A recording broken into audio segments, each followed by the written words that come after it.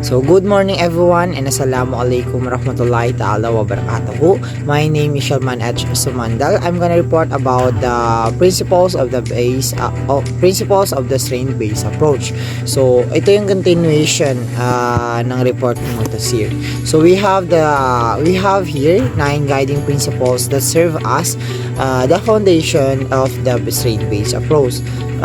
So first is everyone possess a uniqueness that helps him or her evolve and move along his or her journey.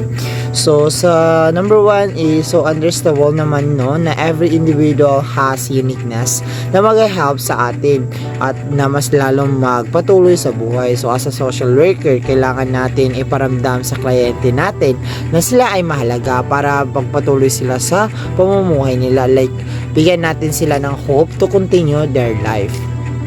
So number 2 naman is what receives attention or focus becomes what we or the client strives for and eventually becomes reality.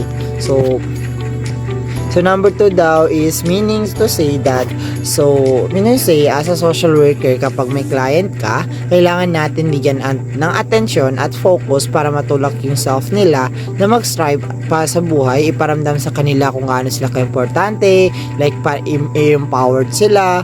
So yun po ang gawain ni social worker. Dapat hindi maarte, kung dapat may paki sa kliyente, ganun po si social worker.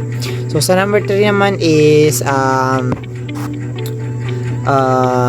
be careful with your words and language.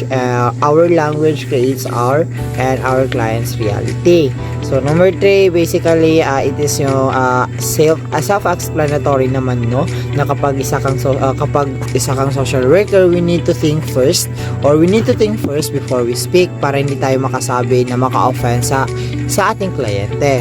So number 4 naman is accept change life and our world are ever evolving, don't resist. So sa number 4 is dapat sa isang social worker is dapat yung approach natin sa ating kliyente is dapat ma-feel nila na yung ma-feel nila yung positive life, like ma-feel nila yung acceptance na sinasabi, like iparamdam sa kanila na ang problema ay may solusyon yan. So kailangan i-accept nila yung mga challenges na yun. So sa number 5 naman is support each other support each other. So from the word support each other, so it is self-explanatory naman, kaya kailangan natin ang kailangan din natin ang support each other para mas lalong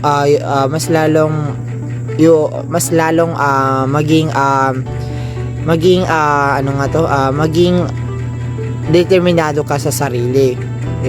Ganun po yun. So number 6 naman is the person of our client is the storyteller of the own story. So sa number 6 daw is ang kliyente natin is may kanyang-kanyang story yan. So may iba't iba ding pinagdadaanan, kaya as a social worker, kailangan natin alamin or kailangan natin i-assess sila para malaman yung problema nila at para malaman mo yung problema na, or pwede din tayo makipagkwentuhan sa kliyente natin para yung approach natin is para maingganyo natin or para makuha yung loob nila, para masabi yung mga problema nila.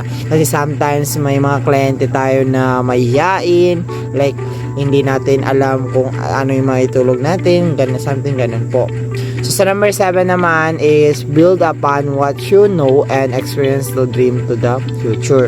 So sa number 7 po is bilang isang social worker, we need to encourage our client to use their past experiences and knowledge na para ito yung magsaserve ng foundation nila in the future, like yung mga learn nila na nakuha nila in the past is mag-create ito ng positive and success life. Like for example, may kliyente ka na like sa past niya ang past niya is na-evolve sa sa prostitution. So kailangan as a social worker, kailangan natin malaman, ma-empowered yung kliyente natin para like ipamulat sa kanya na ang life is not easy, pero may solusyon yan. So as a social worker, i-empower natin yung kliyente natin na gawin motivation ang past experiences natin in the future, para ito yung magsaserve na foundation natin as para bilang isang tao. Yun po yun ang number 7. So sa number 8 naman is a capacity building has multiple phases and organization be flexible. So number 8 daw, so bilang isang social worker daw is kailangan natin ma-build yung mga capacity ng kliyente natin, like yung mga skills nila, yung mga knowledge nila, kailangan ma-build yun. Like for example, may kliyente ka na marunong magluto, magaling sa magluto, kailangan natin iyon i-refer or i-recommend sa mga open na mga like mga program, like for example yung TESDA, kailangan natin i-enroll yung para yung kliyente natin is para mas ma-develop yung skills nila. So sa number 9 naman, so last number is number 9, which is be collaborative, be adaptive, and be valued and value differences or difference. So sa number 9 daw, kailangan natin as a social worker, kailangan natin makipagkwentuhan or makipag-collaborate sa ating kliyente para mas